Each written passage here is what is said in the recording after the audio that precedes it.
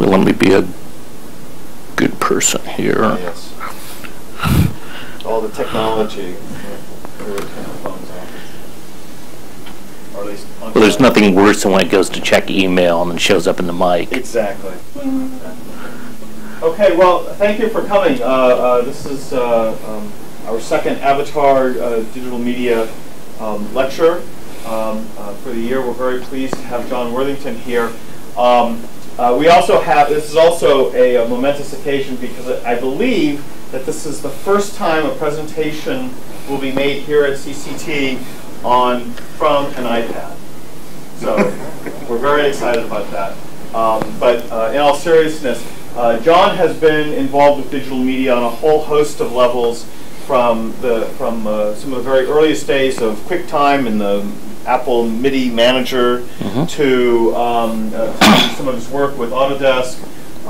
But he's also worked in the corporate world in terms of computer programming, and he just really has a broad experience from academia to commercial enterprise to commercial programming, and back again to just having fun with technology. And so it's a real pleasure to have him here and give a talk about his perspective on 30 years of experience in digital media, and kind of give us a glimpse of where he sees things going in the next, well, 30 might be too far ahead, but at least 10 years. Yeah, at least 10. So without further ado, John, thanks. All right. Thanks. And this is real informal, so I'm going to leave time for questions at the end, but if something grabs you, you know, feel free to holler. Hopefully this will work. Getting the first slide up isn't the hard part. It's when you hit advance and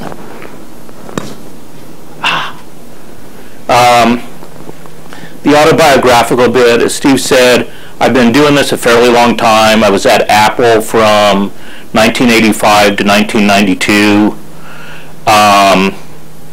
After that, I've worked with people like Mark Cantor, who was the guy who started Macromedia. I was at a company called Radius, which turned into Digital Origin, which then got bought by Media 100, which then got bought by Discrete, which was a division of Autodesk, before they shut the whole thing down. But for a while there, it was like playing professional sports. You'd get a phone call every year, and they'd say, you know what? You're in Massachusetts this year. And like nothing moved, but all the stuff on the wall changed. And you know, you were playing for a different team at all the trade shows, had to wear different shirts. And then, you know, a year later it'd be, yeah, we traded you to Montreal. So I grew up in Silicon Valley, literally the son of a rocket scientist. The time out there when I was growing up, everyone's parents either worked for IBM or an aerospace company or were in the military. And so we had a lot of computer stuff around to play with.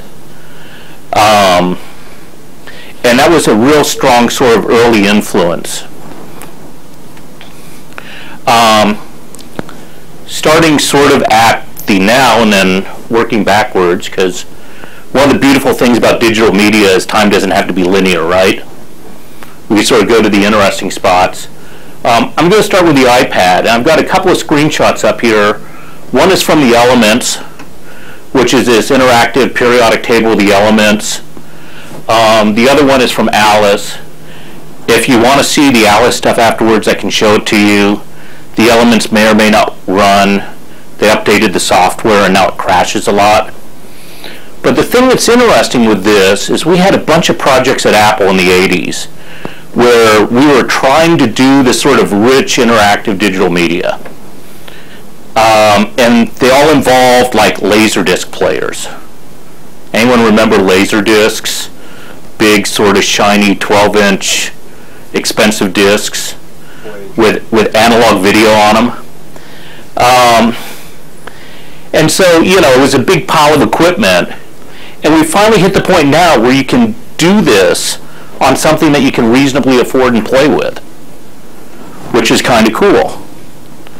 The iPad, you have 1024 by 768 resolution, CD quality audio, H.264 video, multi-touch, whole bunch of stuff for $600, which is pretty amazing when you think about creating digital media, because there's finally a market for a bunch of this stuff.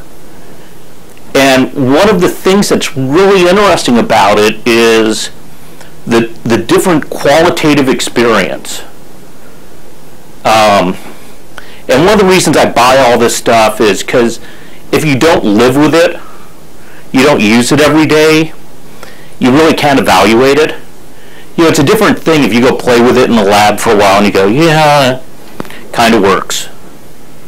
And it's a different thing when you go, all right, I have to give a presentation, I'm going to use the crazy new toy and figure out how to make it work.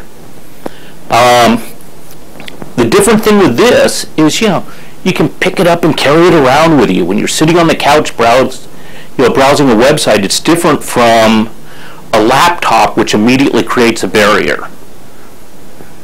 When you're in a room with people, it's different being able to pass this thing around and show it to people. Which I would do, except for the fact it's tethered to the projector, which would probably be a bad thing.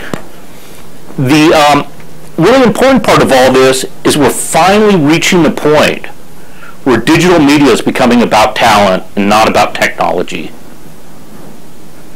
And you probably don't really think about this, but this happens with sort of every technology.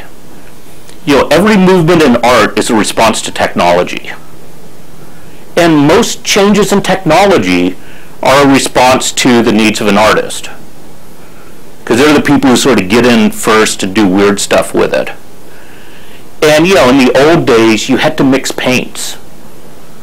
And you worried about which pigments worked. And you worried about, you know, if I painted this fresco on a wall, you know, would it be there? Would it be there 10 years later? You know, they weren't even thinking hundreds of years or thousands of years, but, you know, would it last long enough that the guy I did it for didn't come after me? With technology, it's been this weird mix of you had to understand the technology to do digital media. The software would break, controllers would break, what you needed probably wasn't what the basic stuff did, and all that got in the way. Or it was so expensive that you got to play with it when you were at a university, or you got to play with it if you were a sponsored artist and were successful, but you couldn't decide to do stuff on your own at home. You couldn't really dig in. Now there really aren't a lot of excuses, which is sort of a good news, bad news thing, right? You can't say, well, if only. You know, the if only days are kind of gone, and it's about talent and follow through. Shooting way back in time, where I sort of jumped on this train a lot was with the Apple II. And I had done programming stuff before that. But what always happened was, you know, it was this access problem. If you had a timeshare account at a university, you could use the big computer when it was available. And my freshman year in college, you know, every engineer had to take a Fortran class, because real programmers used Fortran and not any of the sissy higher level languages. And you used punch cards like a real engineer. None of this editing on screen stuff. And, you know, these Hollerith cards, I swear to God, were probably invented by the devil. Because you'd make a mistake, you had to start over again. Heaven forbid you trip and fall. Right? Because if the cards would get out of order, you were just stuck. And you'd take your box of cards, you would hand them to the person working behind the counter, and this person would pick it up, run the job, and sometime later, some indeterminate amount of time later, a printout would show up in the little box. You know, it was like sending off for something in the mail. And hopefully your job was important enough that your stuff would show up in time for you to go fix it. And I'm convinced that this is the reason that a lot of programmers are night people, because at least where I went to school at UC Santa Barbara, they give you a certain amount of funny money to get through the class. You know, here's the amount of computer time you have. Well, after midnight, computer time was 25% of what it was during the day. So unless you were really, really smart, you know, you were like me working in the middle of the night, because then you could make more mistakes. With personal computers, that changed all that. All of a sudden you had a computer that you could use when you wanted to. And you could get immediate feedback with these languages. Now the downside of this, 280 by 192, and that was the high resolution mode. You had 6 colors, and some of the colors, like white, took 2 pixels, because you had to put the purple and green together to make, or pink and green together to make white. You had stunning 1-bit audio, which meant you could toggle the speaker on and off and make whatever frequency of buzz you wanted to. But these crazy guys at Mountain Hardware did these audio cards.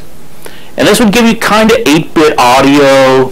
Think old video game quality. If you shoved enough cards in the machine, and at this point enough cards meant several $1,000s, you know, you could play back 8 voices. But for me, this was huge, because all of a sudden when you were writing music, you could use different sounds other than the cheesy sounds on the home organ, and you didn't have to play all the parts. You know, you could start to do things that you couldn't play, which was, you know, just a huge leap forward for anyone who's a composer. Because we'd all be really stuck if the only things we could write were things we could play, except for Jeff. So this is what electronic music meant in those days. It's what we all dreamed of. Actually, I guess I'd still like the big modular, but I'd hate to have to move it around. So, you know, they'd go to do a show, they'd take this thing out. If you've has anyone played with a big analog modular synthesizer? Steve? They go out of tune really fast. Well, they go in and out of tune as they warm up and cool off, and there's no save.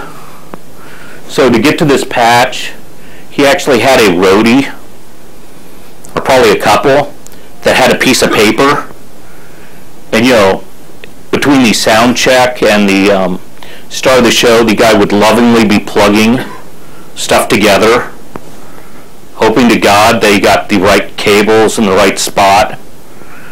And every one of these synthesizers, not only would they only make one sound, right, they couldn't talk to each other, because every manufacturer had a different scheme for what a note was. You know, some people used 1 volt per octave, other people did different things. Plugging it together was a nightmare. So the good news was you could buy whatever sounds you wanted with a synthesizer, assuming you had lots of money. The bad news was you were going to haul 20 of them around on stage, which again turned it into like a technology thing, not a talent thing. Because, you know, unless you had the roadies, you were stuck. This was also really inconvenient if you were working someplace, even like in a university, where a lot of universities had these big modular synthesizers, because there was no save and restore. So you'd get your time slot to go play with something, and you could spend the first hour getting back to where you were before, at which point you could, you know, play with it for 15 minutes and then start unplugging stuff, because, you know, you'd be in trouble if the cables weren't nicely hung when the next guy came in. So this thing named MIDI, the musical instrument digital interface, came out. 1981, Dave Smith, guy who started Sequential Circuits, now has a company called Dave Smith Instruments, make some really beautiful little analog synth modules. Proposed it. 1984, the spec came out. And they did this demo at a NAMM show, which is a big musical instruments convention, where they had different synthesizers. They had a Roland and a Yamaha synth. Or no, I guess it was a sequential circuit synth and a Roland synth, plugged together. And that was the first time that anyone had been able to play a keyboard from one manufacturer and have it make sound on the other one without a lot of pre-planning. It was huge.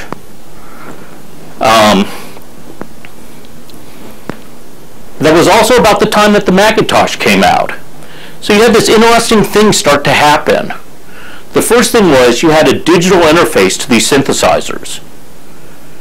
You could now control things, and because you can control different synthesizers, that meant you had modules. So not every synthesizer needed a keyboard on it, which meant things got smaller, a little less expensive, it certainly took up less room, and you could control it from a computer, which was kind of a nice thing. You know, the world was starting to get good for composers. We jumped up in resolution. You know, the bad thing was it was black and white. But a couple of real important things with this that we take for granted now. One is square pixels. All these dots on the screen, when you're dealing with normal analog video, and this is, you know, anything you go run out to a TV set, and that's what all the early personal computers were designed for, the pixels aren't square. The dots are actually taller than they are wide. Not a bad thing until you want to do something like draw a circle or a square, right? And it was sort of exacerbated by the fact that computers were slow. So it wasn't like everyone was figuring out, oh, I'll, you know, magically take the thing that I know is supposed to be a circle and stretch it by the right amount. Square pixels made everything easy. It made desktop publishing possible. You also had, you know, 8-bit, not great audio, 22 kilohertz, kind of passable, but it was built into every computer. You bought your $2,500 Macintosh, you had this sound, which meant as a programmer, we could add sound applications. Now, you know, this got abused different ways, and I'll admit I was in on that. You know, we may have, you know, played back sampled sounds when you ejected the disc, so you get the throwing up sound. That was always good for a laugh. But this being able to play back audio, huge thing. Huge thing, because it started to creep into everything. And it was good for composers, but it was also good for interface designers, because I could start to use different sounds to mean different things. And we have that all the time in the natural world, right? You hear a sound, you know where it's coming from. You know your phone's making a different sound from your washing machine. Well, that was hard when all the computer could do was either buzz at whatever frequency you wanted, or make the old PC beep, right? Which wasn't even built into the computer, it was actually in the keyboard. Kind of crazy. The other thing that was nice with this is we had these little floppy drives, 800K, well originally 400K, 3.5-inch drives that would make different sounds. It was kind of amusing. As the drive would seek, you get the and so you could play songs by seeking the drives to different parts of the discs. And the laser or the image writer printer was this dot matrix printer that, you know, hammered, right? It was actually hitting an ink cartridge. And so there was one piece I did that used 2 disk drives, the built-in sound, and then the 2 printers for percussion. I wish to God I still had the tape of it. You know, the amount of time I spent figuring out to get the right pitches where the drive had to go.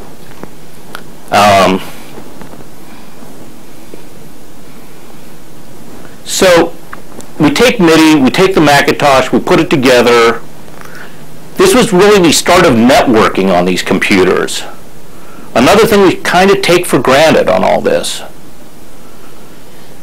You know, before that, your computer just talked to itself. So with MIDI, you had a network. It was a ring network. So that means that I plugged into one synthesizer, and I ran the cable out of that to the next synthesizer, ran the cable out of that to the next synthesizer, which meant I got delays, depending on how long this went, and which synthesizers I was using, but it sort of worked. The Macs had a thing called AppleTalk built in. And so, along with the sounds, I could actually network the computers together pretty easily, which made a whole bunch of stuff possible. You know, not only could I control the synthesizers, but I could have my computer tell another computer how to control its synthesizers. Once again, we're back in the sort of technology over talent thing, because none of this stuff was easy. And MIDI had sort of fallen back into the same situation we were in with the analog modular synthesizers. Because there wasn't a built-in driver, you know, everyone who built a MIDI interface wrote their own driver for it and only worked with their hardware.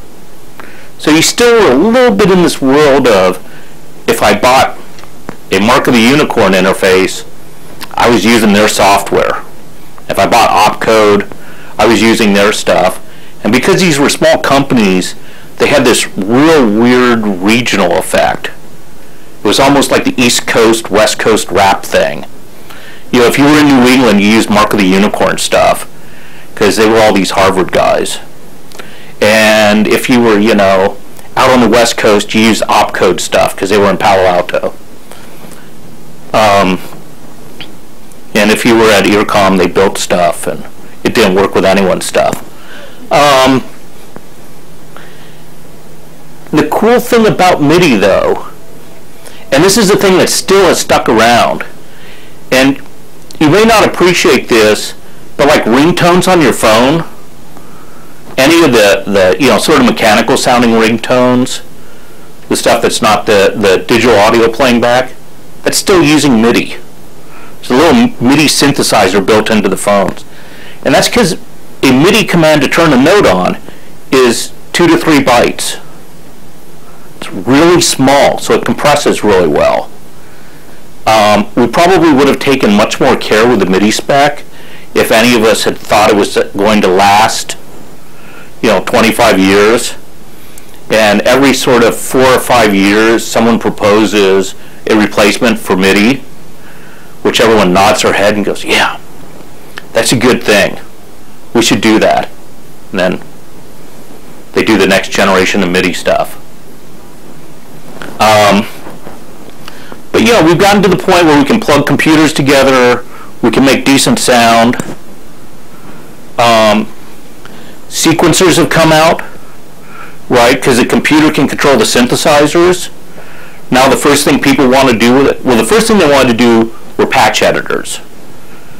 You know, save me from the little tiny window on the synthesizer, let me design my sounds on the big computer screen, and let me save them, so I don't have to waste an hour plugging cables in.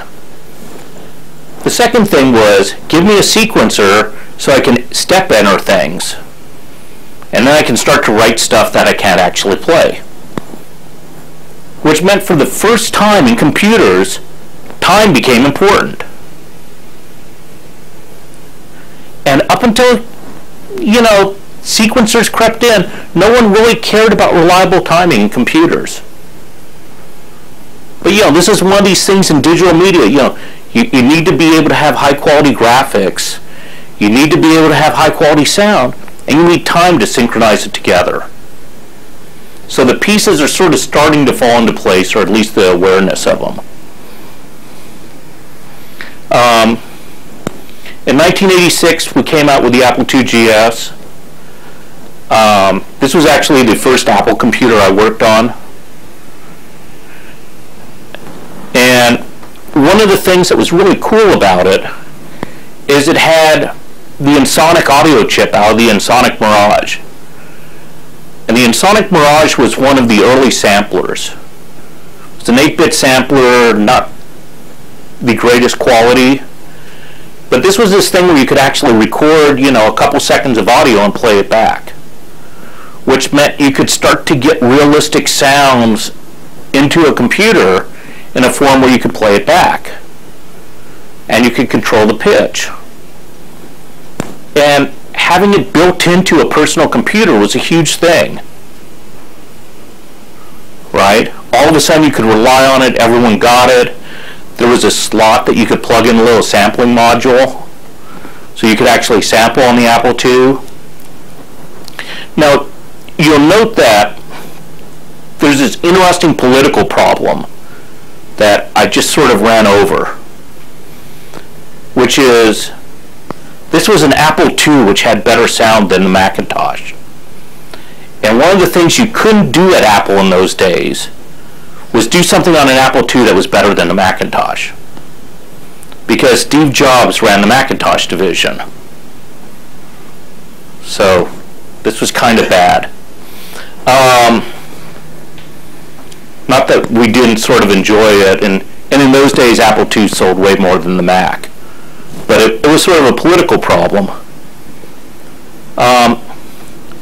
which brought us up to the Mac II, which all of a sudden had much better sound, had real graphics.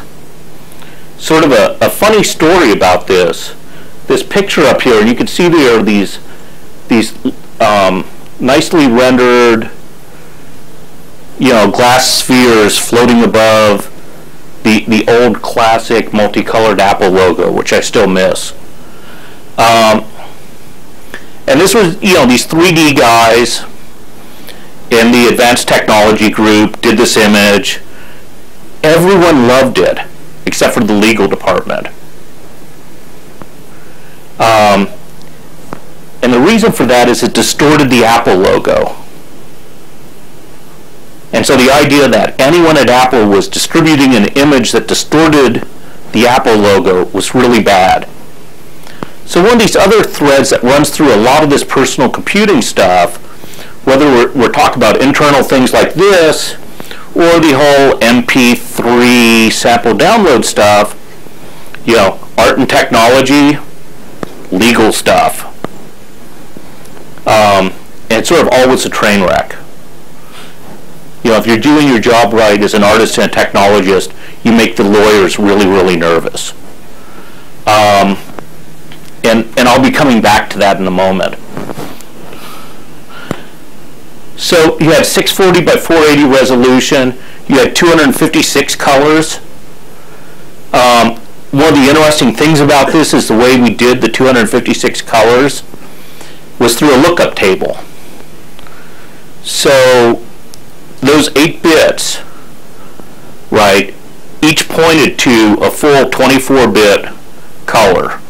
So out of the 4 million possible colors, you got to pick 256 of them, which brought this whole interesting design challenge of which colors work best for which images, which meant designers had to worry about the images they picked all using similar color palettes, because then you got stuff that looked better. So we're kind of running into that whole design and technology thing again, of if you didn't know how it worked, your stuff wouldn't look as good. We had CD quality audio. This was huge. All of a sudden, the stuff you could play back sounded great. And you started to have CD drives available at that point in time, which meant you could rip your music onto the computer and play it back perfectly, which didn't make anyone's lawyers happy. You also had Ethernet, so you had fast networking. And so we're kind of starting to get, right, 1987, the start of a computer that you would probably look at and recognize as a usable computer. Whereas all this stuff before that had bits and pieces,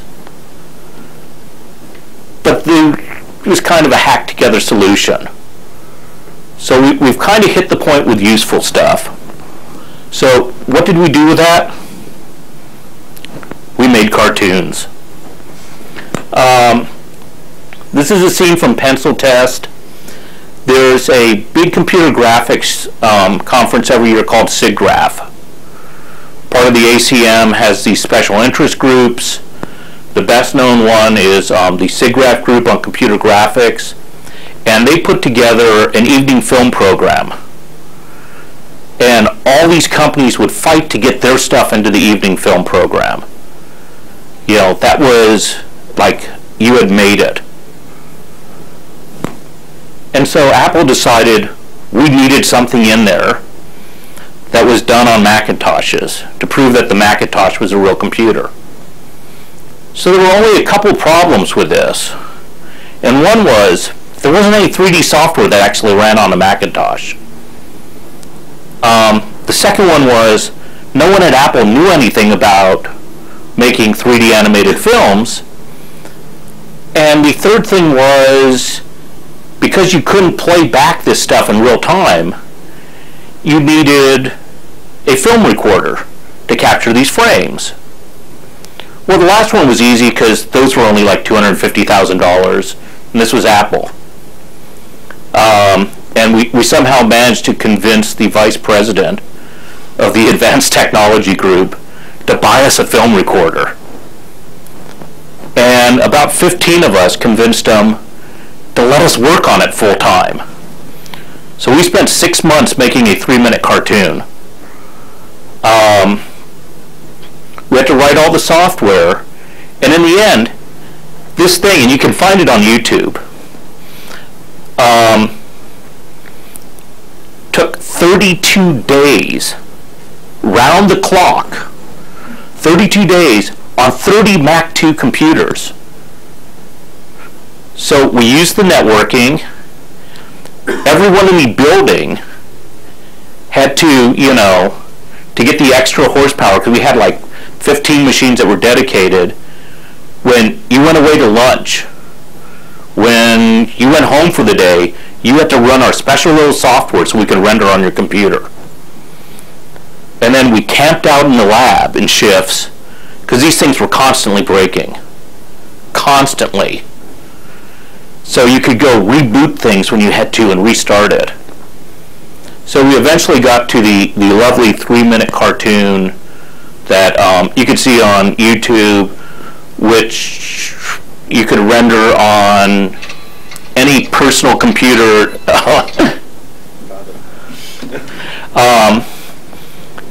You know, it's just sort of funny, and it's a great example when you look at it to think about all this time and effort and money.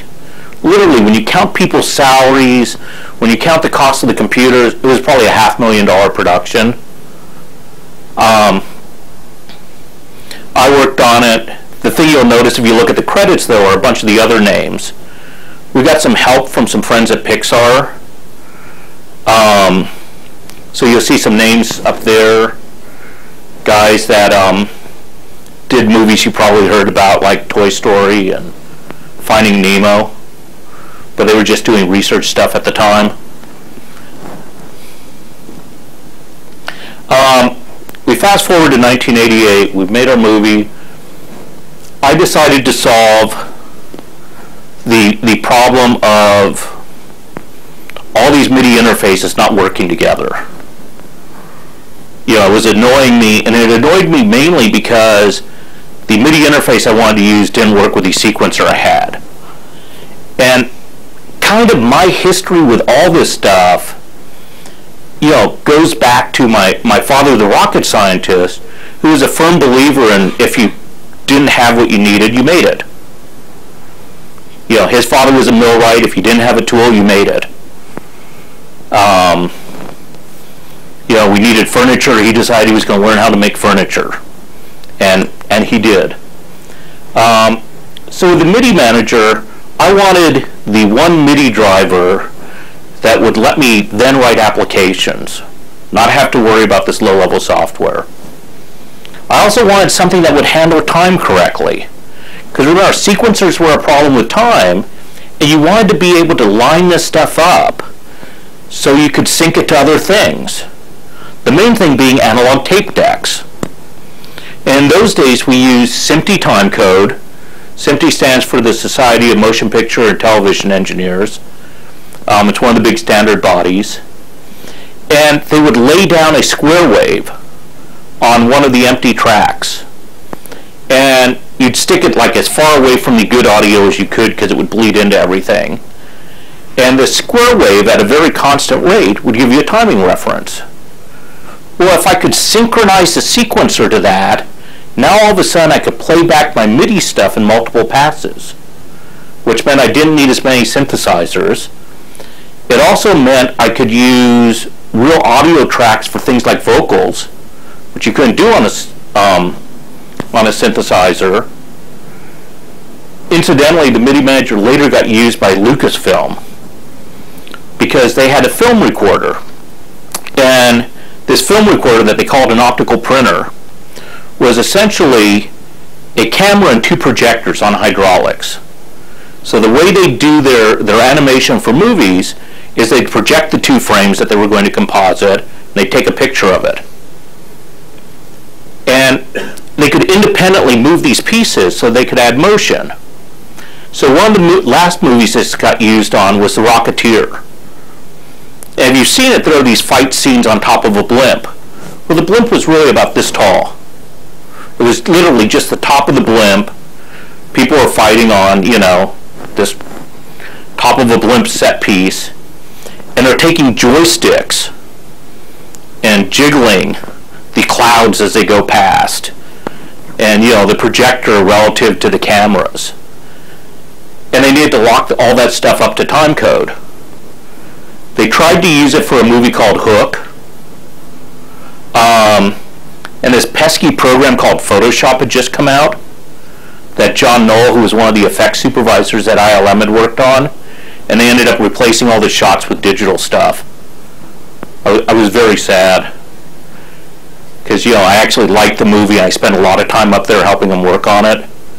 And every shot I worked on ended up on the cutting room floor.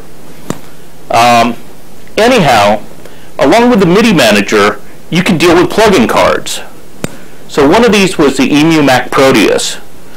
You've probably heard of the Proteus synthesizer. It was this nice wavetable synthesizer that EMU came out with sampled sounds. They stuck it on a card in the computer. DigiDesign did a sampler called the Sample Cell card. We had a thing called Teenage Mutant Ninja Turtles, which was a code name that Apple didn't ship, that was actually a physical modeling synthesizer. It was a bunch of DSP chips. We had licensed the physical modeling stuff from Stanford. And there was a nice graphical editor where you could take the impulse response and plug it together with a delay line and plug a filter on the end and play the instrument. And all this got around the MIDI latency problem because it was all in the computer. So you think about this, 1988, like way long ago, we had a computer with a sequencer that could lock to timecode with synthesizers that you could put in it. Sounds a lot like what people do today with soft synths, right? The way most people make stuff. So what happened? The Beatles happened. Actually, the Beatles happened like way earlier, but they had started a company called Apple Corps. And Apple Corps mainly just existed in those days to license their songs. You think about it, they had broken up, you didn't hear much about them and all that. This is where that whole legal thing comes back in. Because with trademarks, they have sort of broad categories. And what a trademark gives you is the exclusive right to use that term to market a product within that category. So it happened that in the United Kingdom, the trademark category for personal computers also covered home stereo equipment. You look at it now and you go, yeah, it kind of was the right call. But it made absolutely no sense in these days because a personal computer had nothing to do with a stereo. So at that point, the computers were starting to creep into recording studios. DigiDesign had done a product called Sound Tools. That was like a 2-track version of Pro Tools. You had Opcode, which did a product called Studio Vision that allowed you to play back the 2 tracks of digital audio synchronized to their sequencer, which all got started because DigiDesign and Opcode were in the same business park. We used to have dinner all the time and go hang out at Karma, which was sort of in the middle of where we all lived. Anyhow, George Harrison saw a Mac in the recording studio, remembered this deal, called the lawyers. All of a sudden, Apple Corps said, you know, if we had done a licensing deal for the Apple name, and you had been successful as you are now, we figured it probably was worth $350 million, which was a lot of money in 1988 terms. Still is, but was really a lot of money back then. And you know, had they said 30 million, Apple probably would have said, yeah, you know, we'll pay the 30 million. We may not say nice things about the Beatles, but we'll get out of it. So they eventually ended up settling for the 30 billion. It was an undisclosed amount, but if you went back and looked at the quarterly reports, there was this undisclosed $30 million charge. It was kind of terrifying for me because this was all handled in the High Court in London. You know, big imposing guys in the wigs, like real court stuff. And the testimony, the expert testimony for this, came in like big bound leather books, like big oversized books. And so I get a call from the lawyers. I'm like, you know, this isn't good. Anytime the corporate lawyers are calling you, it's not good. And I go in and they open up this book, you know, and they're paging through it. Okay, this is getting to be worse and worse. And there on like page 80 or something is the splash screen from the MIDI manager. And the whole time they're telling me about, you know, these books or the testimony in the case. They stay in the Tower of London. You know, they get preserved for thousands of years. And there's my name like this big. And I felt like, you know, my career prospects were about this big. So Apple stopped doing music stuff. You know, they did what any reasonable company would do. Not us. We don't do music. No. The sound stuff we did was a natural product of what the industry was doing. We put it in so you could play back speech. And if people play back music with it, you know, it's kind of their business, not us. Which meant I learned one of the great lessons in technology, which is bits are bits. All this stuff's the same thing, because I woke up one day doing music stuff, went into work the next day, and they said, you know what? We think you're a video engineer. We think your entire team's video engineers. And that sound stuff you were doing, you were just working on the sound part of the video stuff first. So there were 3 projects at Apple. There was the stuff I was working on. They got rid of our hardware card. With the physical modeling stuff, we were working on a video overlay card. Similar problem to what we had with the MIDI manager, though. You know, you needed to be able to time the video that was coming in and out. You wanted a standard for what video looked like when it came in and out of the computer. About the same time in the advanced technology group, there were people starting to work on software codecs. They had some silicon graphics machines. They were recording video and looking at ways to play it back. And in the system software group, they were working on color quick draw. How do we really do a graphics engine that's nice and it's in color? And all these groups were competing, in the fierce political arena that was Apple in those days, to get all the money, because you wanted the funding for your project. Bruce Leak, who was running the system software group, and I realized that if we went ahead and pulled this stuff out, worked together, we could cut out the other guys. So QuickTime came out of that. It's a timing model from the MIDI manager, video playback. In those days, everyone said, why are you bothering with this? No one's ever going to watch video on a computer.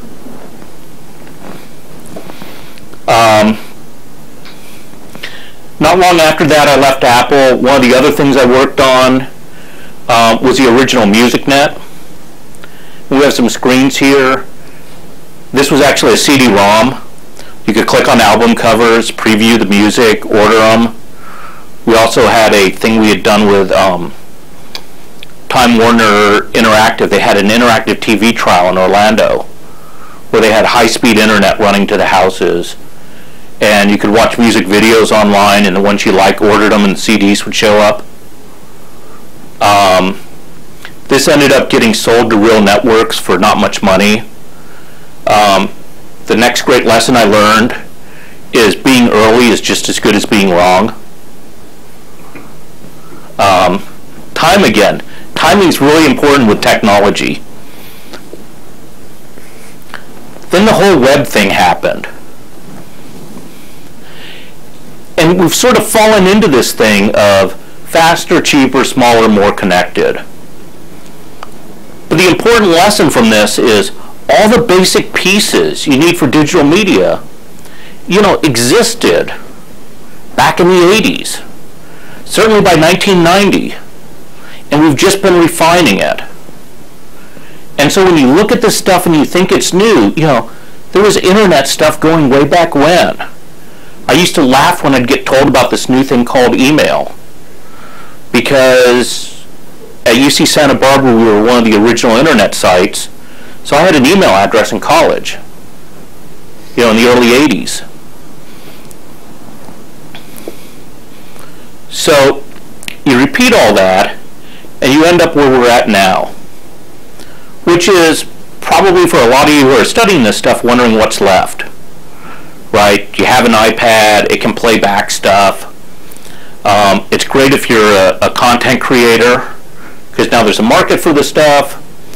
Maybe not as good as you're a technologist, because you feel like everything's done.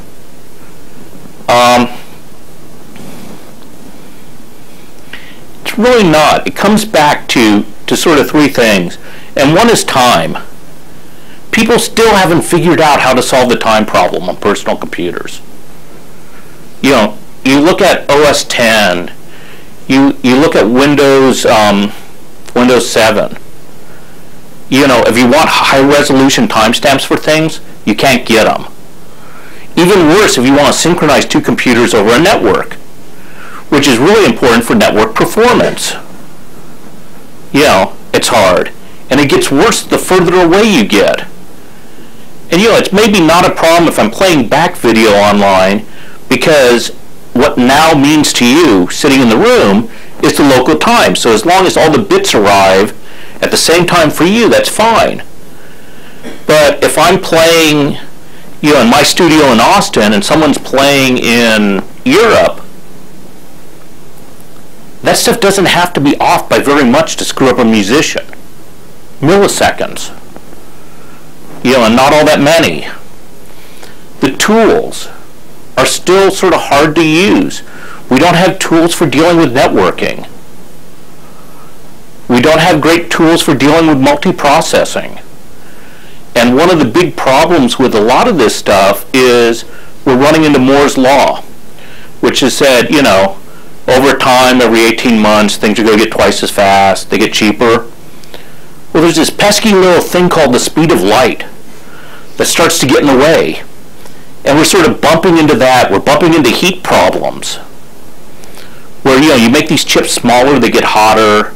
You run them faster, they get hotter. So if you look at all the new chips that people are putting out for all this stuff, they're multiprocessors, right? They're dual cores, they're 8 cores. There's stuff Intel's coming out with now that's 32 cores. Well, that's great if you're going to run a bunch of programs at the same time, but you need the tools to let the programmers do that. And that stuff hasn't changed all that much from the 70s. So it's just really hard. And you can sort of see this if you look on any of the computers at sort of the process utilization graphs. And you'll see like one of the processors is working really hard, and the other stuff's just not doing much. And then there's the talent problem. There's no way to get around that other than, actually having it and practicing. And, the way they teach people to do art or to do music or any of this really hasn't changed all that much. It's the same principles. So there's lots of room on all this for any of you to innovate. Probably my biggest piece of advice in all this is follow the fun. The business guys always say follow the money. But we did QuickTime because it was fun. We got to play back video on the computer. One of the guys had a baby in the middle of the project, and the CD-ROM that we shipped out to developers had his baby video on it. Probably the most expensive baby video ever produced. But that was fun. Doing the stuff we did on Pencil Test was fun. A lot of the stuff that you use today on personal computers happened not because anyone could articulate a business case for it. It was because it was interesting and people did it, and the companies, hopefully are making enough money that they aren't looking too closely at the bottom line in development, and you can get away with some of that. And so if you do the stuff that's fun, someone's going to find a great use for it. If you try to predict the market, you will be screwed. Just like the guys who said there was no need for video on a computer.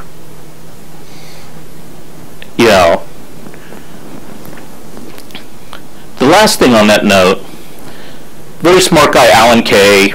He's the guy who came up with the concept of Windows, not the operating system, but the actual overlapping windows on a computer screen at Xerox. He spent a bunch of time at Apple. I was really privileged to get to work with him on some projects. And one of my all-time favorite quotes, the best way to predict the future is to invent it. And that's the only way you're going to sort of get there. Any of these other guesses, people are wrong. If someone had sat there before the iPhone or before the iPod came out and said, and think about this, because this is a relatively recent thing. MP3 players were what? They were really small with flash storage. And if you had said, I'm going to make an MP3 player that costs 3 times as much as any of the ones on the market, has a hard drive in it, so it's fragile, and will hold way more music than most people own. That's my business model. You would have said they were crazy. A lot of companies did. Apple did it. It sort of worked out.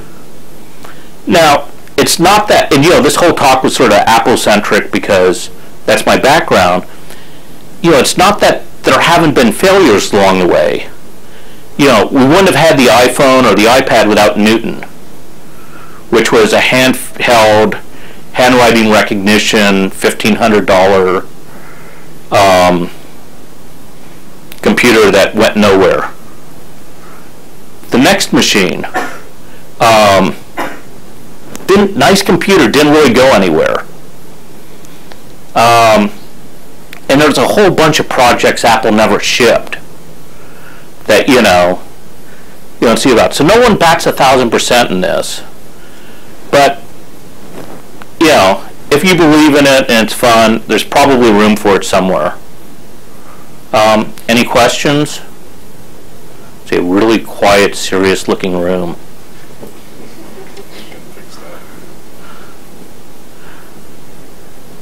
Yeah.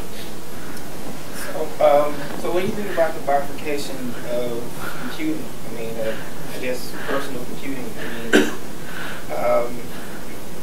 where we basically have with the iPhone and the iPad, a computer as a television, but a lot more interactive maybe than regular television. Then you have, like, the PC, which, basically, the sky's the limit, but maybe the sky isn't the limit just because you can do everything. So, I think it depends on what you're using it for.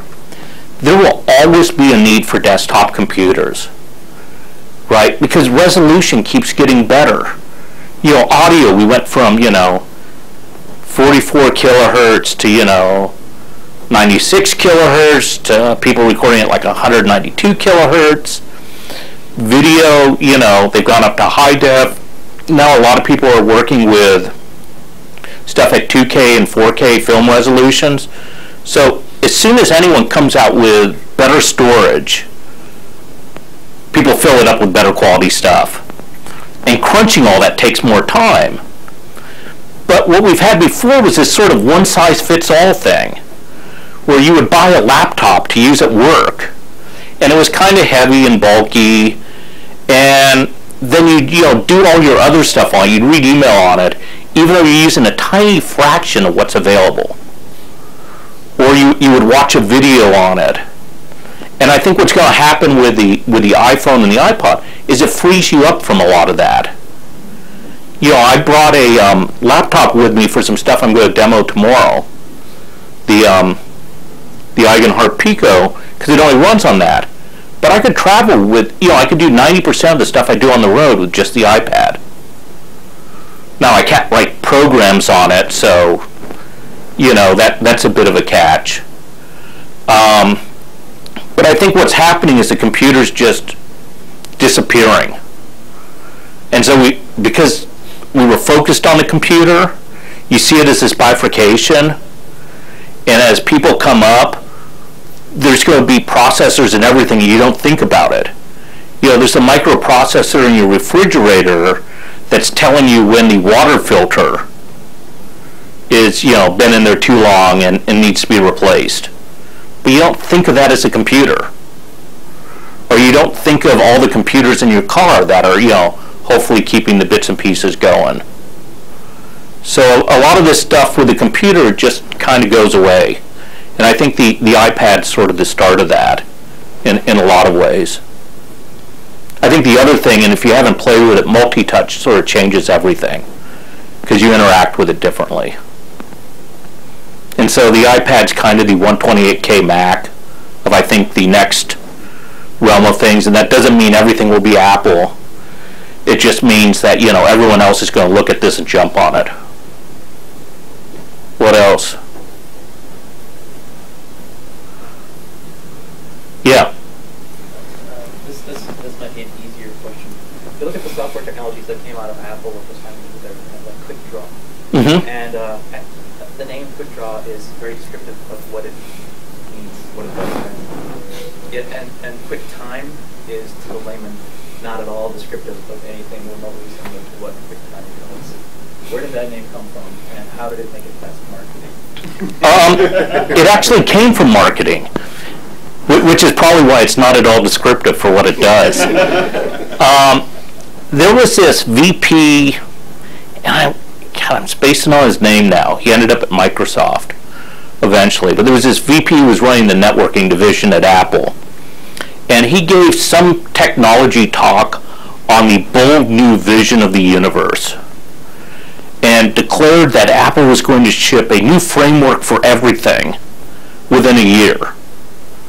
And it was going to be called QuickTime.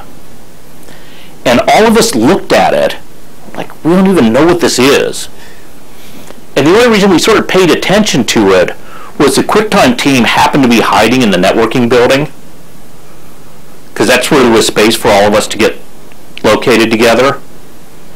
And they hated having us there, except for the fact that one of our early testers was Ben and Jerry's. So they'd send the ice cream truck. And you know, if you're the guy who controls the free ice cream, no one hassles you too much about taking up space in the building. So anyhow, there was this QuickTime name floating around out there. We were getting ready to ship, and the marketing people said, you know what? That's QuickTime. Don't exactly know what it is, but that's QuickTime. And it is a weird thing, because the two most important parts about QuickTime were, one, the timing stuff, so at least you kind of get that in the name. The other thing was, it's a container format. And everyone thinks of QuickTime as like this video thing. But what QuickTime really was the ability to take an arbitrary hunk of media and play it back at a certain point in time, and a discovery mechanism to find some piece of software that knew how to interpret that. And that sort of container stuff in the chunk format has gotten promulgated all the way through H.264. You know, a lot of the MPEG-4 stuff was based on QuickTime at that point. And the guts of QuickTime had nothing to do with the actual video playback format. But yeah, they do weird things with names. Back when I first got there and they were starting to get serious, there was this product called Fish Heads. And Fish Heads was a thing that let you look at Apple III discs on an Apple II. And the marketing people said, can't have a product called Fish Heads. So, not long after, there was this thing called FID, which was a File Inspector and Developer. They liked that because it was an acronym and it kind of sounded important. And I remember walking past the printer room, because in those days we had one printer for the entire building. It was in a soundproofed room, and seeing the big screen print past. And I discovered that FID really stood for Fish Heads in Disguise.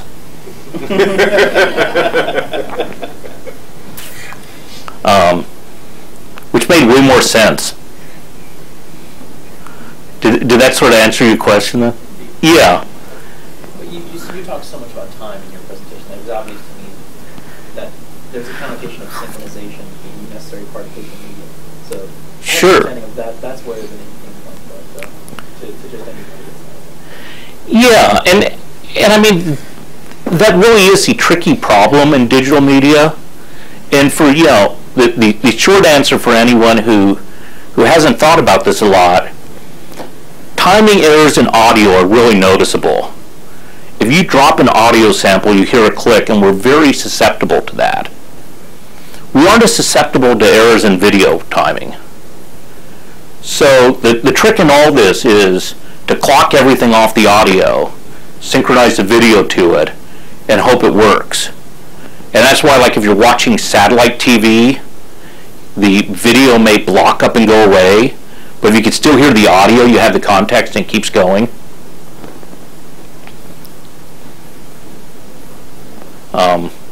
Although hopefully nothing goes away these days. Anyone else have anything? What do you think is the iPad obviously is an important next step. Where do you see the scalability of multi-touch and the iPad as it relates to the phone, the iPad, larger devices? Where do you see those things moving? The scalability thing's real interesting, and you know, it's a little bit of a ringer question because Steve and I were talking about that at lunch. I've got a bunch of iPhone applications that I'm running on my iPad, and what happens is they'll run either at their regular size, or you can scale them up to 2x. Well, some of these music applications where you're touching things to play sounds, at 2x, it's a much better experience. The notes are just far enough apart that you can repeatedly hit them, because you need a certain size area to, you know, repeatedly hit the thing, and you have a lot more control. I think, you know, these tables like the Surface and that are going to be real interesting, because, you know, in a conference room environment, everyone can see the thing. and you get touch pieces of it, and there's stuff that's just easier to manipulate when it's big. And so the drawback to the multi-touch stuff is it's really only as good as the size of your fingers. And so when you end up with an iPhone, there's this real trade-off between it can't be much bigger than it is, or it won't easily fit in your pocket. But when you go to design a user interface for it, you're limited by all the touch points have to be a certain size, because you need the average person's finger to be able to repeatedly get on it. And you get sort of better with time, any of you who've played with it. You know, the keyboard felt really small at first, and after a while you sort of develop a touch for how hard you're pushing it, because if you touch the screen lightly, your finger doesn't contact at as big of a surface area as if you really push down into it.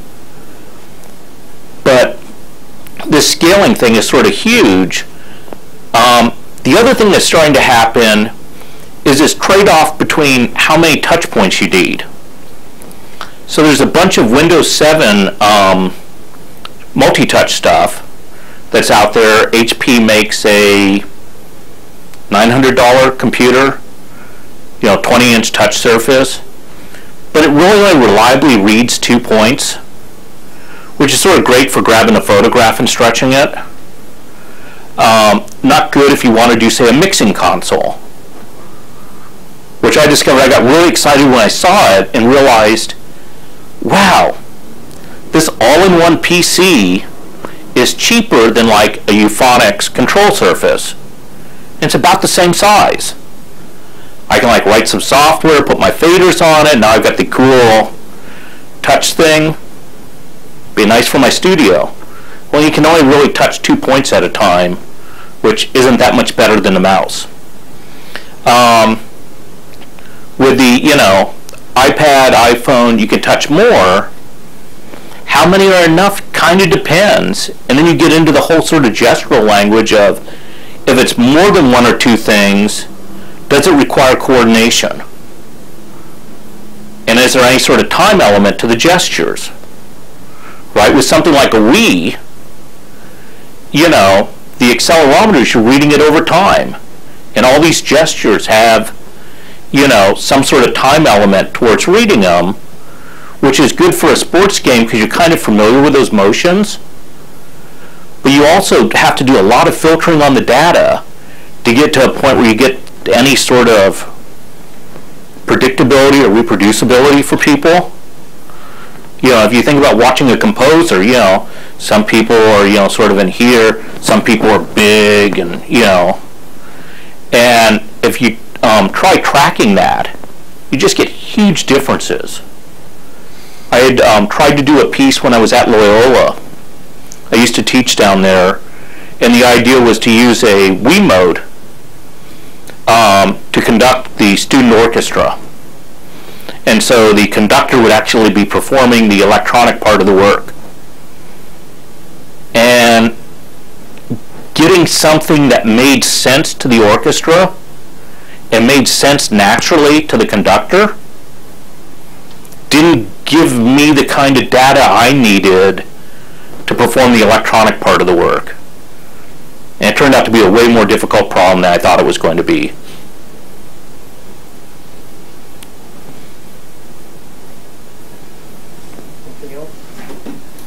Well, thank you very much. All right. Thank you. All right, what's for